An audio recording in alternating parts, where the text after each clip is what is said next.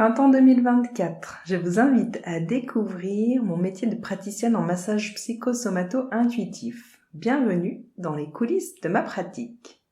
Aujourd'hui, je vais répondre à la question « Pourquoi mettre du massage dans sa vie ?» Je constate que demander un massage est loin d'être une pratique courante en France. Peu de personnes intègrent le massage dans leur mode de vie et prennent rendez-vous régulièrement. Pourtant, le massage est une pratique très ancienne, apparue il y a 6000 ans en Inde, 5000 ans en Chine, 4000 ans au Japon. Mais c'est vrai qu'en France, le mot massage n'est apparu dans le vocabulaire qu'au 19e siècle.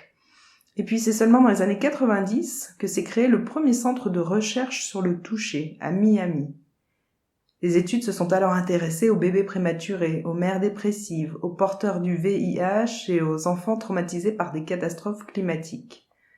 Dans tous les cas, il a été démontré une différence significative entre les sujets massés et non massés, le massage améliorant de façon significative l'état d'être des sujets massés. Comment expliquer que le massage soit si bénéfique à l'être humain ? Eh bien, c'est grâce à un formidable cocktail hormonal que nous sécrétons quand nous sommes touchés avec bienveillance. Il y a l'ocytocine, dite hormone du lien, de la confiance, de l'amour et du plaisir.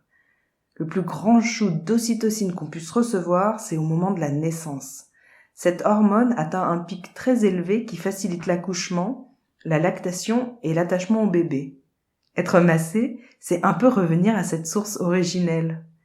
Et puis l'ocytocine, elle a aussi le super pouvoir de réduire le cortisol, hormone responsable du stress. Et, encore une autre hormone, être massé permet aussi de stimuler les endorphines, des hormones aux effets euphorisants et antalgiques. Fascinant, non ? Vous comprenez mieux pourquoi après un massage, vous pouvez chanter « Ça plane pour moi !» Le toucher est un sens vital. Il est primordial chez les bébés pour un développement harmonieux au même rang que l'alimentation et l'hygiène. Tout au long de la vie, le toucher apporte sécurité affective et émotionnelle. Ça me rappelle 2021, année où j'ai reçu beaucoup de personnes qui se tournaient vers le massage car elles avaient plus ou moins conscience de leur besoin vital d'être touchées après des mois de privation de contact physique à cause du Covid. J'étais frappée par les symptômes associés à cette privation. Anxiété, stress, déprime, fatigue, manque de sommeil. Quand je vous masse, je touche votre peau, le plus grand organe du corps humain. Ces multiples récepteurs transmettent au cerveau les informations tactiles provenant de la surface de la peau. Le message perçu est « c'est agréable, doux, réconfortant, enveloppant ». La réponse cérébrale est « ok, on se détend ».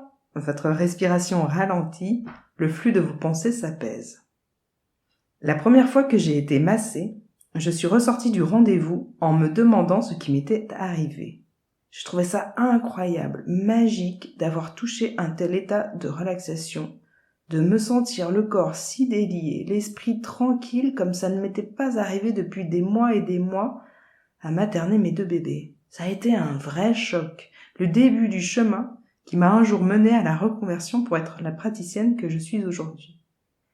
Au-delà des aspects physiologiques, le massage psychosomato-intuitif tel que je le pratique vous accueille dans votre globalité. C'est un temps pour être comme vous êtes, en surface et à l'intérieur, à l'écoute de vos émotions et de votre psyché. Une rencontre tactile, chaque fois personnalisée.